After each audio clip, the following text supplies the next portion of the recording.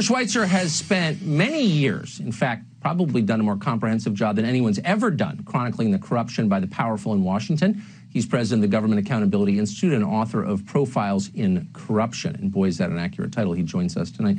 So, Peter, I just want to be clear. I don't have any longstanding vendetta against Senator Burr. He's a Republican. I generally vote Republican. I kind of agree with him on most things. Nothing personal. But this seems like flat-out corruption. It seems immoral to me. Am I misreading this?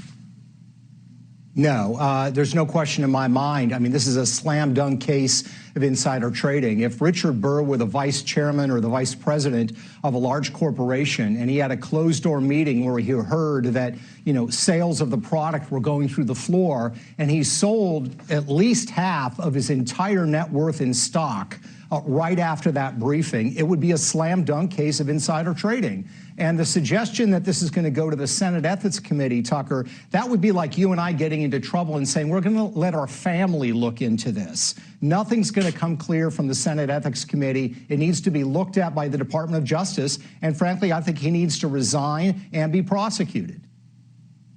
So there's an awful lot of insider trading in this country. Our public markets are not very transparent, as you well know. This happens all the time. You've written books about it.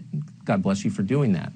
But there's a moral component here where the guy knows the threat is bad enough that he's liquidating his portfolio and he's lying to the public and saying all is fine.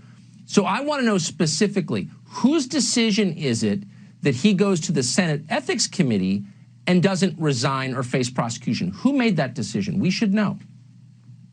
Well, he's making that decision, and the Senate leadership, in effect, is making that decision.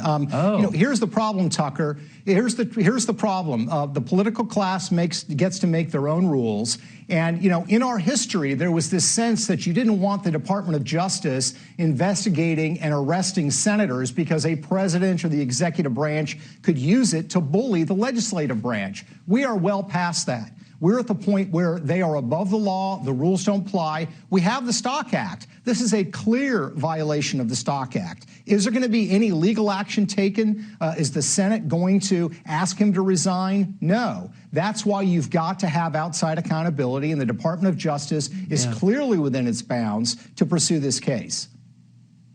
So let me just use the words Mitch McConnell, because that's what this is about, who is the Senate leader and could get this done right now if he wanted and chooses not to. And I don't normally go after Mitch McConnell because, again, I basically agree with him. But this is wrong, and he should fix this, I think. Peter Schweizer, thank you for illuminating that.